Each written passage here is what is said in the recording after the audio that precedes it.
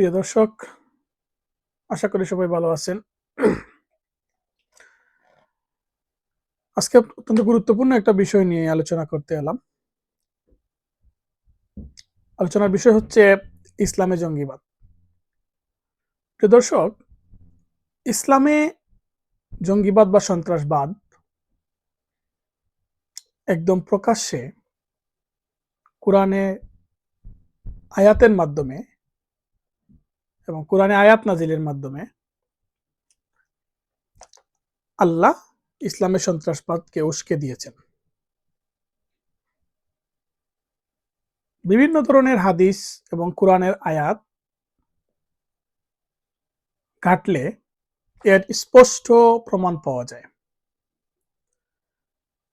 তো এই যে আপনারা দেখেন, পৃথিবীর বিভিন্ন জায়গায় কিছুদিন পরে পরে ইসলামী জঙ্গিবাদীরা আক্রমণ করে নিরীহ মানুষ মারে এবং অনেক যেখানেই তারা অন্য ধর্মের মানুষকে পায়, অনেক জায়গায় একদম সাধারণ মানুষ, একদম নিরীহ মানুষ হলেও তাকে হত্যা করে বা তাকে হত্যা করা জায়েজ মনে করে এবং তাদের কাছে এই সাধারণ মানুষকেও, ভিন্ন ধর্মের সাধারণ মানুষকেও হত্যা করা ইবাদতের শামিল। আমার কথাগুলো আপনাদের কাছে হয়তোবা খুবই গ্রহণযোগ্য মনে নাও হতে পারে। আসুন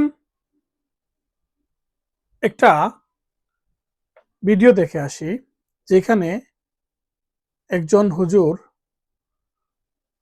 খুবই স্পষ্টভাবে এই বিষয়টা ব্যাখ্যা করেছেন। তরজমার তাফসির একই অর্থ না, এমন তাফসির করে যে উল্টা পাল্টা হয়ে গেল। আগেরটা ঠিক নাই, তরজমাতে যা বুঝলাম এটা ঠিক নাই, এটা হইল নাকি? 5 নম্বর আয়াত কেন পরে করলাম জানেন?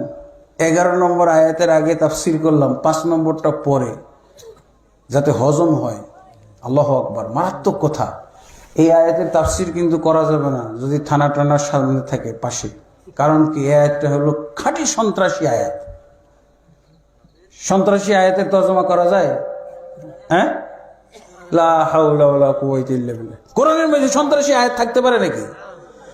কিন্তু আপনি শুনলে ঠিকই সন্ত্রাসী মনে করবেন। এই বন্ধ করেন, বন্ধ করেন। এই আয়াতের সবিনা খতম করা যাইতে পারে।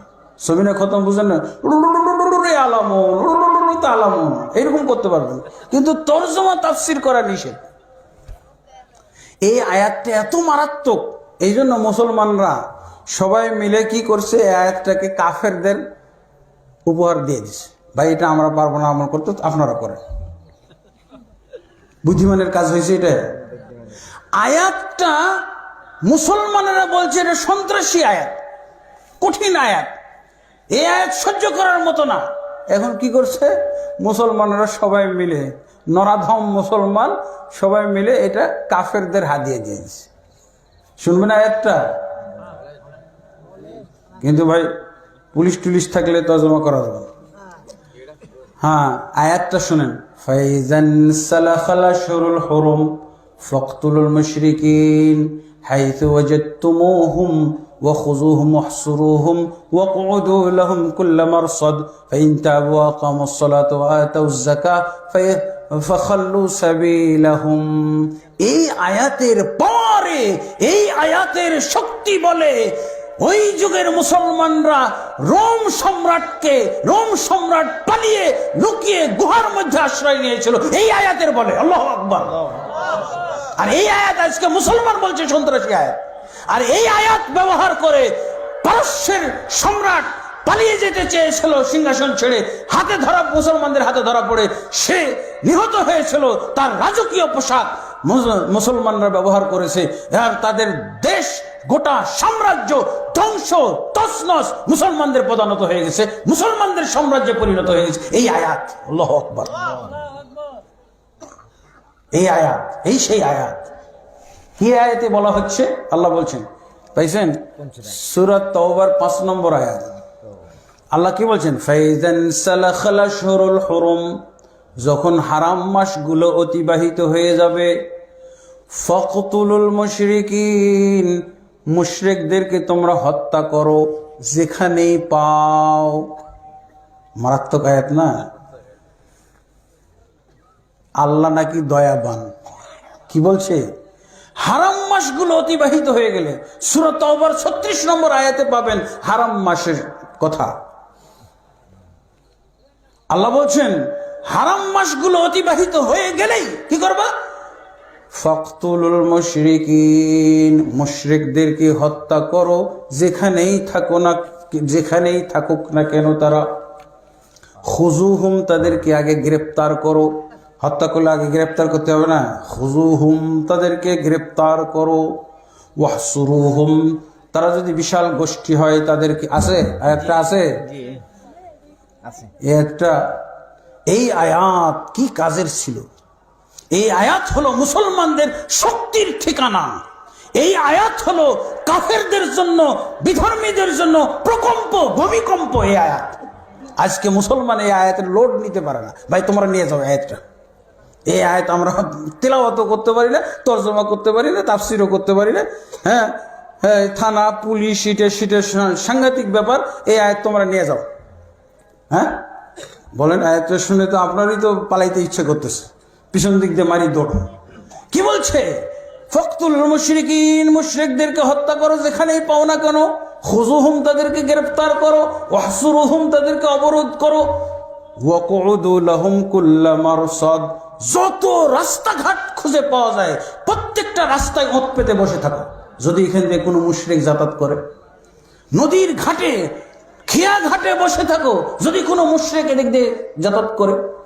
আল্লাহ কি বলছেন? ওয়াকুদু লাহুম কুল্লা মারসাদ, প্রত্যেকটা ঘাটে, রাস্তা ঘাটে ওঁত পেতে বসে থাকো। কি করার জন্য? মুশরিক ধরার জন্য। ওরা মুশরিক খুঁজেই পাইতো না। এমন সময়, এমন অবস্থা হয়ে গেছিল মুশরিক খুঁজে পাওয়া যেত না। এই চলো সাগরের ওই পাশে আছে নাকি মুশরিক কোনো, এদিকে তার খুঁজে পাওয়া যাচ্ছে না। আরব ভূখণ্ডে, আরব জাজিরায়, আরব উপদ্বীপে আর নাই। চলো সাগর পাড়ি দিয়ে যাই, সিন্ধু সাগর, অমুক সাগর পাড়ি দাও, আর এদিকে মুশরিক নাই। আল্লাহু আকবার। আল্লাহর নির্দেশ। মুসলমান, এই আয়াত হলো মুসলমানদের শক্তির ঠিকানা। কি পরিমাণ শক্তি আল্লাহ মুসলমানকে দিয়েছিল, এই ঠিকানাটা এখানে আছে। আর মুসলমান এই আয়াতটা পড়ে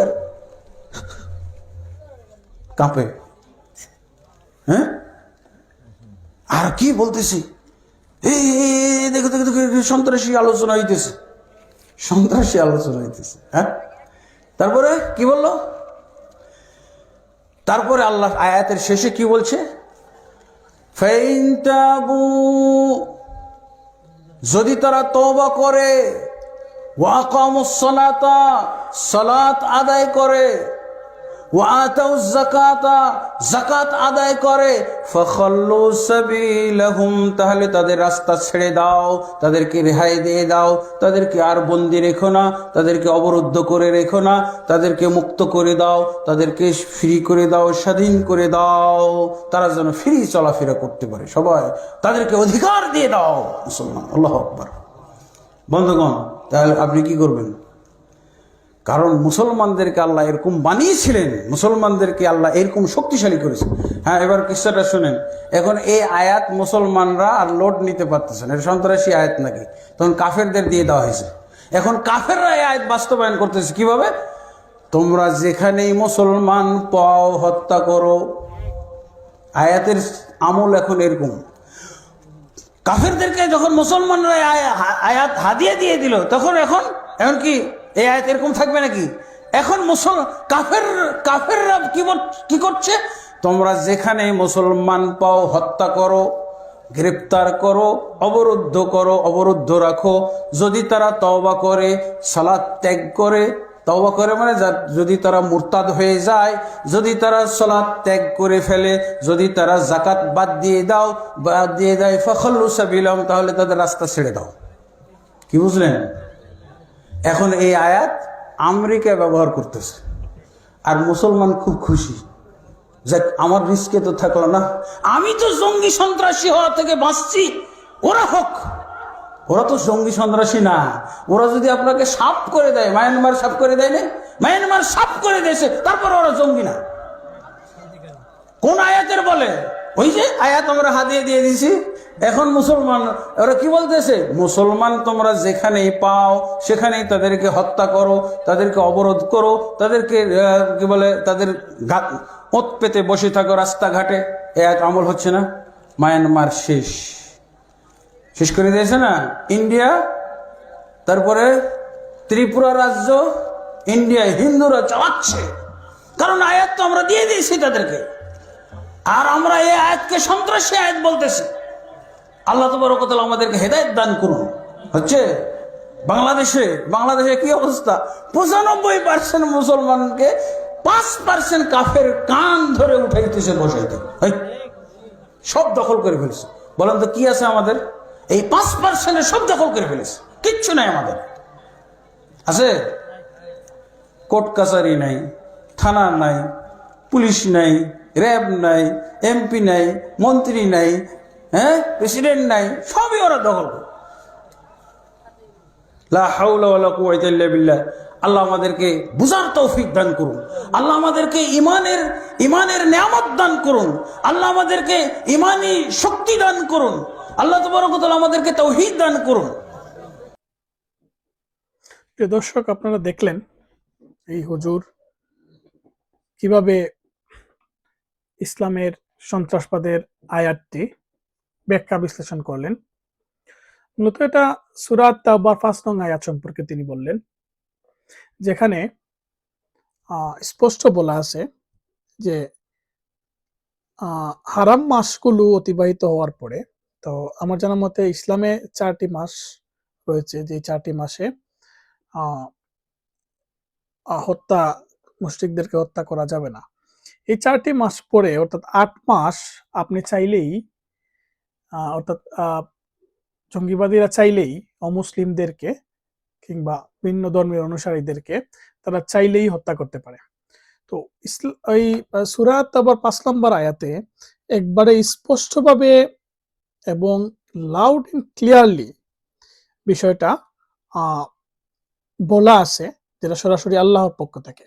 তো সেখানে বলা আছে যে হারাম মাসগুলো অতিবাহিত হওয়ার পরে তোমরা মুশরিকদেরকে হত্যা করো, যেখানে পাও সেখানেই তাদেরকে হত্যা করো। এটা আমার কথা নয়, একজন ইসলামী স্কলারের মুখ থেকে আপনারা শুনলেন। তিনি আরো বলেছেন তাদেরকে গ্রেপ্তার করো, তারা যদি বড় কমিউনিটি হয়, বড় গোষ্ঠী হয়, তাদেরকে অবরোধ করো, তাদের রাস্তাঘাটে উৎপেতে থাকো তাদের জন্য, এবং এমনকি খেয়াঘাট, নদী পারাপারের সময় যেখানেই তাদেরকে পাওয়া যাবে, যদি তারা অমুসলিম হয় তাদেরকে হত্যা করা এটা জায়েজ এবং লিগ্যাল। দর্শক, আশা করি বুঝার বাকি নেই যে পৃথিবীর এই বিভিন্ন স্থানে যে কিছুদিন পর পর আপনারা জঙ্গিবাদী হামলা, সন্ত্রাসী হামলার যে নিউজগুলা পান, সেগুলা মূলত কিসের জন্য ঘটে, তারা এটা কিসের জন্য করে, এটা কিন্তু এই আয়াতের দ্বারা একদম স্পষ্ট ফুটে উঠেছে। অর্থাৎ ভিন্ন ধর্মের যে মানুষগুলো আছে বা কাফির বা মুশরিক যাদেরকে ইসলামের ভাষায় বলা হয়, তারা মানুষ নয়। অর্থাৎ ইসলাম আর মানবতা কখনো একসাথে চলতে পারে না। বিষয়টা ঠিক এরকমই প্রিয় দর্শক, এটাই বলা আছে। এমনকি হুজুরের বক্তব্যে আপনারা শুনলেন যে এই আয়াতের দ্বারা প্রযুক্ত হয়ে এই ইসলামী সন্ত্রাসীরা পারস্যের সম্রাটকে আক্রমণ করে এবং সেখানে গিয়ে তারা পারস্যের সম্রাটের সাম্রাজ্য একদম ডিস্ট্রয় করে দেয়, ধ্বংস করে দেয়। নট অনলি দ্যাট, পারস্য সম্রাটের যে রাজকীয় পোশাক, সেই পোশাকটা পর্যন্ত তারা পরিধান করে। তো এবং এরই ধারাবাহিকতায় ইউরোপে বিভিন্ন আক্রমণ করে, তারা স্পেন দখল করে। এই সব কিছু মূলত এই আয়াতের দ্বারা অনুপ্রাণিত হয়ে ওই জঙ্গি গোষ্ঠী ঘটিয়েছে। তো প্রিয় দর্শক, সেই ধারাবাহিকতা শেষ হয়ে যায়নি, সেটা এখনো চলমান। আমরা টুইন টাওয়ার আক্রমণের কথা জানি। আমরা পৃথিবীর বিভিন্ন জায়গায় দেখবেন হঠাৎ একটা টুরিস্ট স্পটের মধ্যে আল্লাহু আকবার জয়ধ্বনি দিয়েই সেখানে আক্রমণ করে এবং সাধারণ মানুষদেরকে হত্যা করার যে হত্যা করা উৎসবে তারা মেতে ওঠে। তো এই যে এই এই যে অনুপ্রেরণাটা, এই যে মানুষ হত্যাটাকে লিগ্যাল বৈধতা দেওয়া, এইটা আসলে মানবতার জন্য কতটা হুমকি? মানুষ পৃথিবীতে এসেছে এবং মানুষ ধর্ম আসার আগে, অর্থাৎ মানুষের সৃষ্টি হচ্ছে ধর্ম। মানুষের বই থেকে সৃষ্টি, মানুষের সৃষ্টি ধর্ম।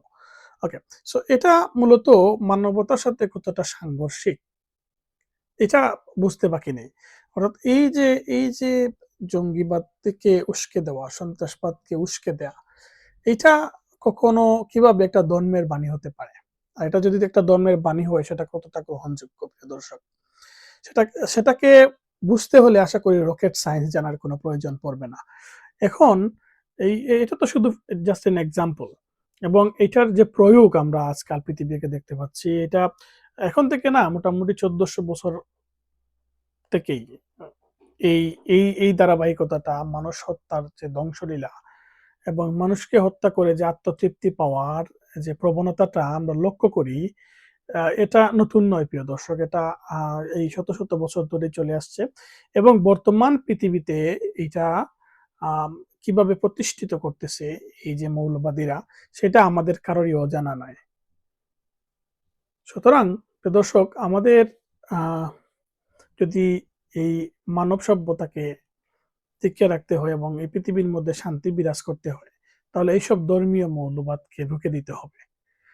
না হলে টুডে অর টুমরো এই পৃথিবী সভ্যতার জন্য এই যে হুমকি, এইসব মৌলবাদ, এই এরা যখন মাথাচাড়া দিয়ে উঠবে এবং তাদের সর্বোচ্চ অনুপ্রেরণায় উদ্দীপিত হয়ে যখন তারা ঝাঁপিয়ে পড়বে, তখন পৃথিবীতে অন্যান্য ধর্মের মানুষগুলো আর অবশিষ্ট থাকবে না। এটাই হচ্ছে মূল থিওরি। এটাই হচ্ছে এই এইসব ধর্মীয় আলাপ আলোচনার এবং এইসব ধর্মীয় আয়াতের মূল মেসেজ, প্রিয় দর্শক।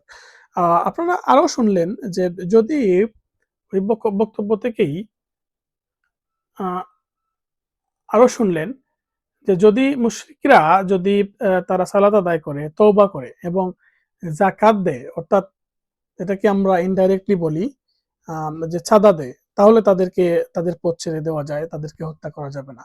তো এটা কতটুকু যৌক্তিক, আশা করি আপনারা সবাই বিচার বিশ্লেষণ করবেন, প্রিয় দর্শক। সবাই ভালো থাকবেন।